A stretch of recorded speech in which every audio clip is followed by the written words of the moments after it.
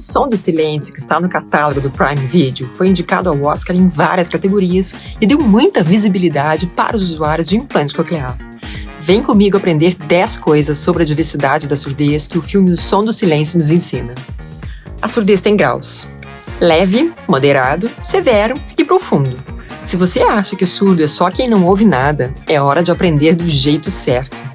A Organização Mundial de Saúde divulgou esse ano que 1 em cada 4 pessoas no mundo tem algum grau de surdez e que esse número não vai parar de crescer. Você pode perder a audição de várias formas. Você pode nascer com algum grau de surdez e perdendo a audição progressivamente ao longo da vida, ou pode ter uma surdez súbita, como foi o caso do personagem principal do filme. Surdez não é coisa de gente mais velha. A surdez é bem democrática e acontece em todas as idades, em bebês, crianças, jovens, adultos e idosos. E além disso, você pode perder parte da audição ou toda ela em qualquer momento da vida. A língua de sinais é usada por uma parte das pessoas surdas. A diversidade da surdez é gigante. A maioria das pessoas com algum grau de surdez se comunica através da fala, outra parte através de língua de sinais, e temos ainda os que se comunicam das duas formas. A surdez não tratada traz muitos prejuízos, sejam eles profissionais, emocionais, sociais ou de comunicação.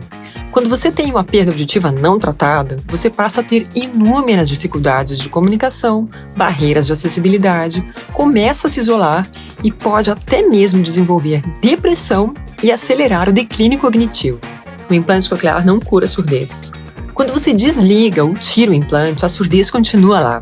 Ele não é uma cura, mas sim uma ferramenta que dá muito mais qualidade de vida e amplia as possibilidades para as pessoas com deficiência auditiva.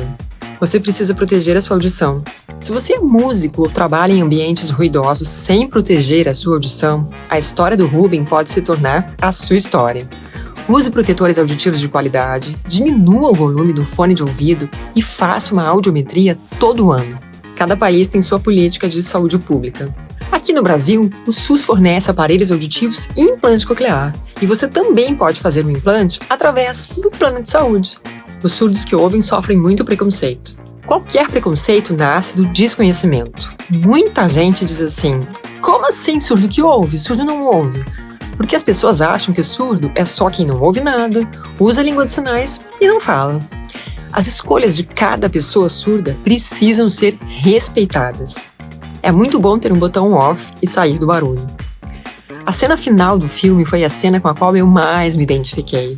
É muito bom ter um botão off e relaxar com silêncio a hora que você quiser.